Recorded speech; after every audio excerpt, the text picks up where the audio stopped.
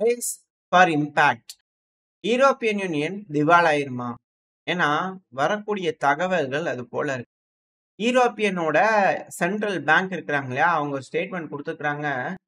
7.9 billion தோராயமா 7.8 something சொன்னாங்க. 7.9 billion euro அளவுக்கு நட்ட கணக்கு வந்து பார்த்தீங்கன்னா, யூரோப்பியன் சென்ட்ரல் பேங்க் காமிச்சிருக்கு. இது வரலாறு காணாத அளவுக்கான இழப்பு. ஸோ இது போல ஒரு இழப்பு இருக்கு அப்படிங்கும்போது, மிக பெருமளவுல நாடுகள்லாம் திவாலாக ஆரம்பிக்கும். இப்படி இருக்கும் சமயத்துல ரஷ்யா, உக்ரைன் பிரச்சனையில உக்ரைனுக்கு ஆதரவா தொடர்ந்து யூரோப்பியன் யூனியன் நாடுகள் இருக்கிறாங்க.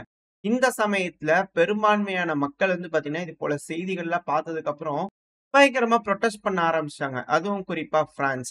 பிரான்ஸோட மக்கள்லாம் வந்து பார்த்தீங்கன்னா, ஃப்ரெக்ஸிட் வேணும் அப்படிங்கறத கேட்கறாங்க. நேட்டோவும் வேணாம், யூரோப்பும் வேணாம். தயவு செஞ்சு வா நம்ம தனியா வாழ்ந்துக்கலாம் அப்படிங்கிறது போல அங்க ஒரு புரொட்டஸ்ட் போயிட்டு இருக்கு. அதாவது இதுக்கு இம்மானுவேல் மேக்ரான் அவர்கள் என்ன சொல்றாருன்னா, பயங்கரமான தாக்குதல் ரஷ்யா யூரோப்பியன் மேல பண்ணிட்டு இருக்கிறாங்க. தீவிரவாத தாக்குதல். 2வது வந்து பார்த்தீங்கன்னா சைபர் அட்டாக். 3வது பொலிட்டிக்கலி இன்ஸ்டேபிளா இருக்கணுன்றதுக்காக இது போல புரோபகண்டா பண்ணிட்டு திரியிறாங்க. ஏகப்பட்ட டார்ச்சர் பண்றாங்க இந்த ரஷ்யா. அவங்கள சும்மா விடக்கூடாது. நம்ம யுனைட்டியா இருக்கணும் அப்படிங்கிறனால இம்மானுவேல் மேக்ரான் அவர்கள் சொல்றாரு. ஆனா நாடு பார்த்தா அப்படி இல்ல. அடுத்தது பக்கத்துல வந்துட்டோம்னா ஜெர்மனி. இந்த ஜெர்மனில மக்களுக்கு என்னன்னே தெரியல. நாளைக்கு எலெக்ஷன். இப்ப அங்க கலவரம் நடந்துட்டு இருக்கு. ரணகளம் நடந்துட்டு இருக்கு. ஒரு நபர் வேற இறந்துட்டாங்க. இதுக்கான காரணம் வந்து ஒரு ஜூ வந்து கொலை பண்ணிட்டார் அப்படிங்கிற போல சில செய்திகள்லாம் போயிட்டு இருக்கு. பட் இப்போதைக்கு வேணாம். ஏன்னா அது எலெக்ஷன். போ பார்ப்போம். ஏன்னா எலெக்ஷன்ல என்ன வேணா நடக்கலாம் இல்லையா? ஏதோ வோட்டர்ஸ் டர்ன் அவுட் வரணுன்றதுக்காக ஏதோ ஒண்ணு செய்யறாங்களா? இல்ல ஏதோ ஒரு எய்டா அப்படிங்கிறதெல்லாம் தெரியல. பட் ஆனா அங்க வந்து பாத்தீங்கன்னா, போல்ஸ் எல்லாம் வர ஆரம்பிச்சிருக்கு. திரும்பவும் அலையன்ஸ் இருக்கக்கூடிய ஸ்கால்ஸ் இல்லைனாலும் அந்த சைடுல இருக்கக்கூடிய நபர்கள் ஜெயிச்சிருவாங்களா? அப்படிங்கிறது போல கேள்விகள்லாம் இருக்கு. ஏன்னா அலையன்ஸ் தான் மெஜாரிட்டி யாருக்கும் கிடையாதுங்க. ஸோ அலையன்ஸ் வச்சு தான் எப்படி இருந்தாலும் ஜெயிக்க போறாங்க.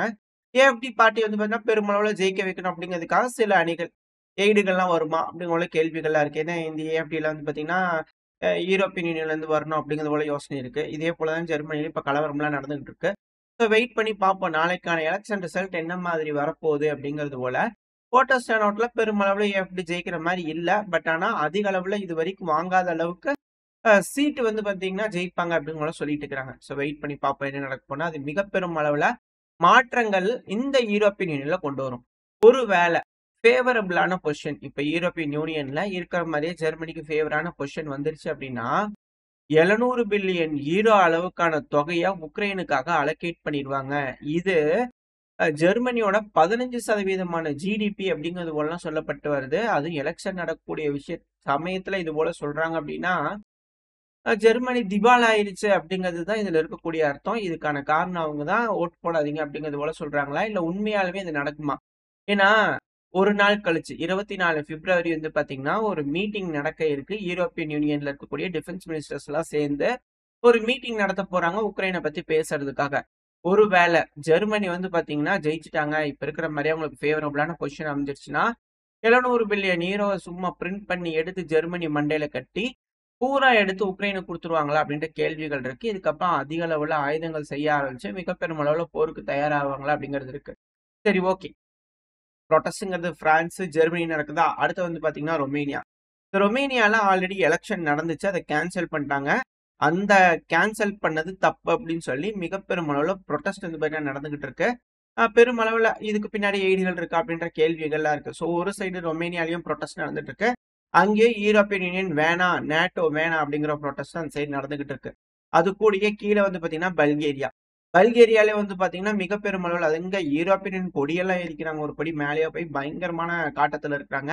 நேட்டோவும் வேணாம், யூரோப்பியன் யூனியன் வேண்டாம், எல்லாத்தையும் க்ளோஸ் பண்ணி எல்லாத்தையும் கிளம்ப சொல்லுங்க அப்படிங்கிற பயங்கரமான ப்ரொட்டஸ்ட் நடந்துட்டு இருக்கு. அது இதெல்லாம் ஹைலைட் பண்ணக்கூடிய பகுதிகள். ஆனா மற்ற இடங்கள்லயும் மிக பெருமளவில் ப்ரொட்டஸ்ட் நடந்துட்டு இருக்கு அப்படிங்கிற மாற்று கருத்துல கொஞ்சம் அசௌகரியமான சூழ்நிலை இருக்கு. இந்த ஒரு காரணத்தினாலதான் எல்லா நாடுகளும் தப்பிக்கணும். அதுவும் குறிப்பா ஏசியால இருக்கக்கூடிய நாடுகள். உதாரணத்துக்கு சொல்லலாம் சீனா, இந்தியா, ரஷ்யா. ஸோ இவங்க எல்லாரும் வந்து பாத்தீங்கன்னா பெருமளவுல தங்கத்தை வாங்கி குவிக்கிறதுக்கான காரணம் அசௌகரியமான சூழ்நிலை இருக்கிறதுனால எந்த நிலைமையிலும் யார் வேணாலும் திவால் ஆயிடலாம். அந்த டைம்ல ரிசர்வ்ஸ் ஏதாவது வச்சு அந்த நாட்டோட கரன்சி ஏதாவது வச்சு நம்மளுக்கு ஏதாவது பிரச்சனை ஆயிடுச்சுன்னு சொல்லிதான் இவங்க அதிக அளவுல நம்ம நாட்டு கரன்சி வந்து வீழ்ச்சி அடைய வைக்கக்கூடாதுன்றதுக்காக கோல்டு அதிக அளவுல வாங்கி பேக் கொடுக்குறாங்களா அப்படின்ற கேள்விகள் இருக்கு. ஸோ வெயிட் பண்ணி பார்ப்போம். பிப்ரவரி 24 என்ன நடக்க போகுது அப்படிங்கிறது போல. ஏன்னா யூஎன்ல ஒரு டிராஃப்ட் ரெசல்யூஷன் வந்து பாத்தீங்கன்னா அமெரிக்கா அதிபரான டொனால்ட் ட்ரம்ப் அவர்கள் தரப்புல இருந்து யுஎன்ல வந்து குடுக்க போறாங்க. ஸோ அப்படி குடுத்ததுல வந்து பார்த்தீங்கன்னா, எல்லா நாடுகளும் ஒத்துக்கிட்டாங்க அப்படின்னா பிரச்சனை இல்ல. யாராவது ஒருத்தங்க வீட்டோ பவர் இருக்குன்னு கொண்டு வந்து வீட்டோவ போட்டீங்க அப்படின்னா, நான் யுஎன்ல இருந்து வெளிய வந்துருவேன் பார்த்துக்க அப்படிங்கிறது போல மிரட்டுறதுக்காக தான், இந்த ரெசல்யூஷன் குடுக்கறதுக்கு முன்னாடியே அவர் யுஎன்ல இருந்து வித்ட்ரா பண்ணுவேன் அப்படிங்கிறது போல செனட் சபையில வந்து பார்த்தீங்கன்னா, ஒரு அ சட்டம் போடலாமா அப்படிங்கிற போல நம்ம வெளிய வந்துரலாமா அப்படிங்கிறது போல வந்து கேட்டிருக்கிறாரு. சப்மிட் பண்ணியிருக்கிறாரு. அது மிக பெரும் சர்ச்சையை கிளப்பி இருந்தது இல்லையா? ஸோ அது இதுக்காக தானா? யாரும் வீட்டோ போடக்கூடாது. இந்த முடிவை எடுத்துக்கிட்டே ஆகணும். ரஷ்யா, உக்ரைன் பிரச்சனையை சார்ந்து அந்த இடத்துல ரெசல்யூஷன் கொண்டு வர போறேன் அப்படிங்கிற போல அவர் சொல்லியிருந்தார் இல்லையா? ஸோ மேபி இருக்கலாமா அப்படின்ற கேள்விகள் இருக்கு. சரி ஓகே.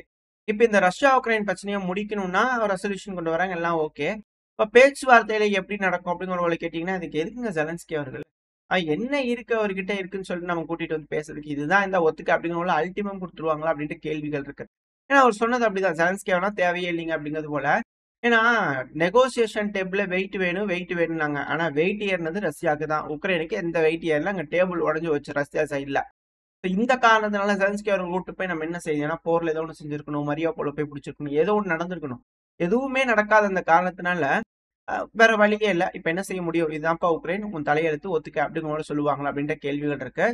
இந்த ரெசல்யூஷன்ல பாஸ் ஆகுறதுக்கு முன்னாடி எப்படியாச்சும் இந்த மினரல் டீல சைன் பண்ணி வைக்கே ஆகணும் அப்படிங்கிறதுக்காக அமெரிக்க தரப்பு வந்து பிரஷர் மேல பிரஷர் குடுத்துக்கிட்டு இருக்காங்க.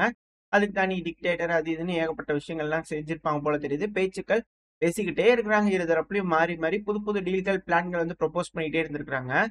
இத வந்து பாத்தீங்கன்னா, ரூஸ்லான் ஸ்டீஃபன்சுக் அவர்கள் உக்ரைனோட ராடாவோட சேர்மன் ரஷ்ய அதிபரான விளாடிமிர் புட்டின் அவர்கள் உக்ரைன்ல இப்ப கரண்டா பவர்ல இருக்கிறது. ராடாவோட சேர்மன் சொன்னார் இல்லையா? அது இவருதான் ரூஸ்லான் அவர்கள். இப்ப இவரு என்ன சொல்றாரோ அது சட்டமா ஏத்துக்க முடியும். சட்டப்படி உக்ரைனோட சட்டப்படி ரஷ்ய அதிபரான விளாடிமிர் புட்டின் அவர்களும் இவருக்கு பவர் இருக்கு அப்படிங்கிற நினைக்கிறாரு. ஒரு வேளை நெகோசியேஷன் இருந்ததுன்னா இவரு பார்ட்டிசிபேட் பண்ணுவாரா அப்படின்ற கேள்விகள் இருக்கு. ஸோ வெயிட் பண்ணி பார்ப்போம்.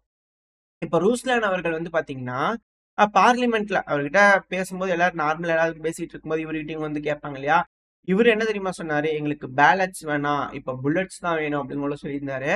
என்னதான் ரஷ்ய அதிபர் இவருக்கு பவர் இருக்குன்னு பேக்கப் குடுத்தாலும், இவரு பிடிக்கிறது என்னன்னா துப்பாக்கிய தான். இவரு சண்டை தான் வேணும். ஜெலன்ஸ்கி அவர்களோட பாத்தேன் இவர் ஃபாலோ பண்றாரு. அது மட்டும் இல்லாம மினரல் டீல் வேற சைன் ஆக போகுதுன்னு சொல்லிக்கிறாரு. இப்ப அதுக்கு ஏத்தபடி சில மீடியாக்கள் தரப்பிலும் செய்திகள் எப்படி வருதுன்னா, முன்னாடியாச்சும் 50% தான் அமெரிக்கா கேட்டாங்க. இப்ப 100% கேட்குறாங்க. மினரல் எல்லாமே எங்களுக்கு தான் சொந்தம் அப்படிங்கிறது போல கேட்குறாங்க. அது கூட போர்ட் இன்ஃப்ராஸ்ட்ரக்சர் எல்லாத்தையும் வந்து பார்த்தீங்கன்னா, அமெரிக்கா வந்து இதுக்கு மேல உக்ரைனுக்கு பதிலா இப்ப எப்படி கனடா வாங்குறேன்னு அது போல உக்ரைனை வாங்க போறாங்களா? அப்படின்ற கேள்விகள்லாம் இருக்கு. ஸோ என்ன நடக்க போகுதுன்னு தெரியல. ஏன்னா அழுத்தங்கள் நீங்க 50% கேட்டா நீ கையெழுத்து போடல. இப்ப 100% கையெழுத்து போடலன்னு வச்சுக்க அப்புறம் வேற மாரி ஆயி போயிரும் அப்படிங்கிறது போல மிரட்டுறாங்களா? அப்படின்ற கேள்விகள்லாம் இருக்கு. ஏதோ ஒரு டீல் அங்க சைன் ஆக போகுது. அதுக்கப்புறம் மிகப்பெரும் அளவுல முடிவுகள் எட்டப்படும். அந்த முடிவை யூரோப்பியன் யூனியன் ஒத்துக்குவாங்களா? ஸோ அதுக்கு தான் இந்த எலக்ஷனுக்காக வெயிட் பண்ணிட்டு இருக்காங்க ஜெர்மனில. இந்த ஜெர்மனில ஒரு வேளை வந்துருச்சுன்னா, அந்த டிஃபென்ஸ் மினிஸ்டர்லாம் கூட்டம் போடுறாங்களே, இத ஒத்துக்குவாங்களா?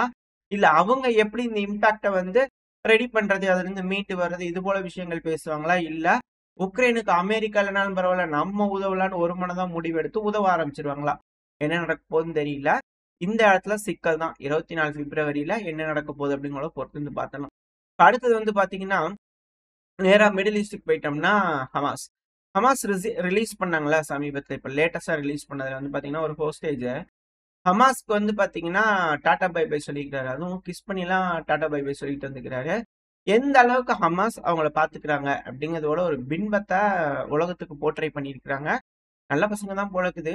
என்ன சிக்கலாயிடுச்சு. இஸ்ரேல் வந்து கொஞ்சம் பேசி தீர்த்திருந்தாங்கன்னா, பேச்சுவார்த்தை மூலியமா முடிச்சிருந்தா, இணக்கமாவே போயிருக்கலாம் போல தான் தெரியுதே. இவங்க தான் வந்து சண்டை பிடிக்கிறாங்களா? அப்படிங்கிற போல ஒரு கோணத்துல யாரும் பார்க்க ஆரம்பிச்சிருக்காங்க. இல்ல, இது என்ன ஸ்டண்டா? அப்படிங்கிற ஒரு கேள்வி இருக்கு. இதுக்கப்புறம் இவர் இஸ்ரேலுக்குள்ள போனதுக்கப்புறம் என்ன மாரியான ஸ்டேட்மெண்ட்ஸ் அவர் வாயிலிருந்து வருது, முடிவுகள் சொல்லப் போறாரு அப்படிங்கிறத வெயிட் பண்ணி பார்த்தரலாம். அது மட்டும் இல்லாம ஹமாஸ் அழிச்சே தீருவேன்றாங்க இல்லையா?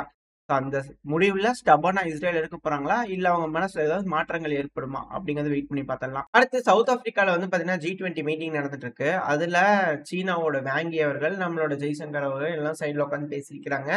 சில பல விஷயங்கள்லாம் அங்க நடந்துச்சு.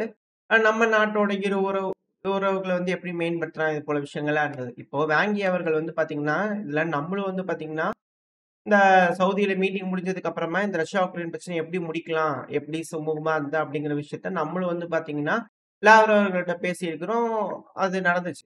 இப்போ வாங்கி அவர்களும் வந்து பார்த்தீங்கன்னா, ரஷ்யா கிட்ட பேசிக்கிறாங்க. இப்ப அவங்க வந்து என்ன சொல்லிக்கிறாங்க அப்டின்னா, நாங்களும் இத வரவேற்கிறோங்க.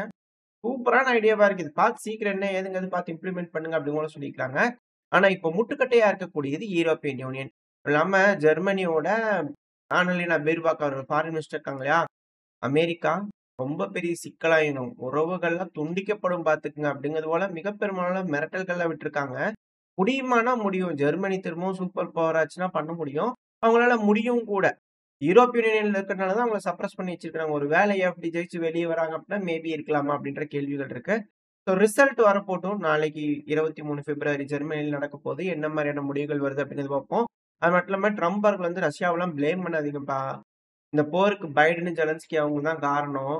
ரஷ்யாவெல்லாம் எதுவும் சொல்லாதீங்கப்பா. அவரு பாவம். போய் நின்னு அப்புறம் அவங்க டோர் முன்னாடி கத்துனா அப்புறம் அவங்க என்ன செய்வாங்க? கல்லெடுத்து எறியதானே செய்வாங்க. அப்படிங்கிறது போல ஒரு ஸ்டேட்மெண்ட் அப்படியே மாறி இருக்கு. இதுதான் வியப்பா இருக்கு. அப்புறம் இன்னொரு ஒரு விஷயம். போயிங் X-37 வந்து பார்த்தீங்கன்னா, முறையா உலகத்த வந்து ஃபோட்டோ எடுத்து அனுப்பிச்சிருந்திருக்குது. இது reusable space craft. Once launch பண்ணாங்கன்னா, திருப்பி லேண்ட் ஆகும். திருப்பி திருப்பி நம்மளால யூஸ் பண்ணிக்க முடியும். ஸோ அந்த காரணத்தினால, இது ஒரு ரோபோவா இருக்குமா? அப்படிங்கிறது போல கேள்விகள்லாம் இருக்கு. இத வச்சு என்னென்ன மாரியான விஷயங்கள் அமெரிக்கானால செய்ய முடியும்? ஸ்பேஸ வெப்பன் பண்றதா சொல்லியிருந்தாங்க இல்லையா? ரீயூசபிள் ஸ்பேஸ் கிராஃப்ட்னா எதுக்காக? அப்படின்ற கேள்விகள் வருது. இந்த சமயத்துல ஏன் இந்த இமேஜ் எடுத்து வெளிவிடணும்? அப்படின்ற கேள்விகள சிலர் அனலிஸ்ட் வந்து என்ன பார்த்துட்டு இருக்காங்க. இன்னொருத்தங்க பிரேக் த்ரூங்க அப்படிங்கிறனால இன்னொரு சிலர் வந்து பாராட்டிட்டு இருக்காங்க. அது எப்பவும் போல நடக்கக்கூடிய விஷயம் தான். அப்புறம் ஃபைனலா ஒரு விஷயம் அமெரிக்கால வந்து பார்த்தீங்கன்னா, கேஷ் பட்டேல் அவர்கள் FBI டைரக்டரா பதவி ஏத்துட்டாரு. இதுல என்னன்னா, பகவத்கீதா மேல சத்தியம் பண்ணி பதவி ஏத்துக்கிறாரு. அமெரிக்கா என்னது இது? எதுக்கு நம்ம பக்கம் இந்த அளவுக்கு திரும்புறாங்க அப்படிங்கிறது தெரியல. நல்லா இருந்ததுன்னா ஓகே. நல்லா இருந்தா வரவேற்கலாம். அப்படி இல்லைன்னா, வேற ஏதாவது சித்து வேலையா? அப்படின்னு போல கேள்விகள்லாம் இருக்கு. வெயிட் பண்ணி பார்ப்போம். அது மட்டும் இல்லாம நம்மளுக்கு வந்து பார்த்தீங்கன்னா, பார்டர்ல தொடர்ந்து இம்சை பண்ணிட்டே இருக்குது பாகிஸ்தான். ஒரு சைடு பலுச்சிஸ்தான், ஒரு சைடு இந்தியா, இன்னொரு சைடு ஆப்கானிஸ்தான். மும்முனை தாக்குதலுக்கு பாகிஸ்தான் உட்பட வாய்ப்புகள் இருக்கு அப்படிங்கிறது போல சில அனலிஸ்ட் தரப்புன்னு சொல்லிட்டு இருக்காங்க. தொடர்ந்து இதே போல சிக்கல்கள் செஞ்சுட்டு இருந்தாங்கன்னா, மேபி பேச்சுவார்த்தை மூலியமா சுமூகமா பேசிக்கிறதுக்கு வாய்ப்பு இருக்கு. ஆனா, அத பாகிஸ்தான் சூஸ் பண்ணுவாங்களா? அப்படின்ற கேள்விகள் இருக்கு. இப்ப என்ன நடக்க போகுது அப்படிங்கிறத பார்த்தோம்னா, ஓரளவுக்கு தகவல்கள் இந்த பதிவுல பார்த்திருப்போம்னு நெனைக்கிறேன். இதோட இந்த பதிவு நான் முடிச்சுக்கலாம். இந்த பதிவு எப்படி இருந்துச்சு? உங்களுக்கு பிடிச்சிருக்கா? பிடிச்சுனா லைக் பண்ணிட்டு உங்க ஃப்ரெண்ட்ஸ் அண்ட் ஃபேமிலியோட ஷேர் பண்ணிக்கோங்க. அது கூடவே மறக்காம இந்த பதிவு பத்தின உங்களோட கருத்துக்கள கமெண்ட் செக்ஷன்ல சொல்லுங்க. இந்த பதிவு நல்லா இருக்கும்ன்ற நம்பிக்கையில அடுத்த பதிவுல உங்கள சந்திக்கிறேன். அதுவரைக்கும் ஸ்டே சேஃப். By by.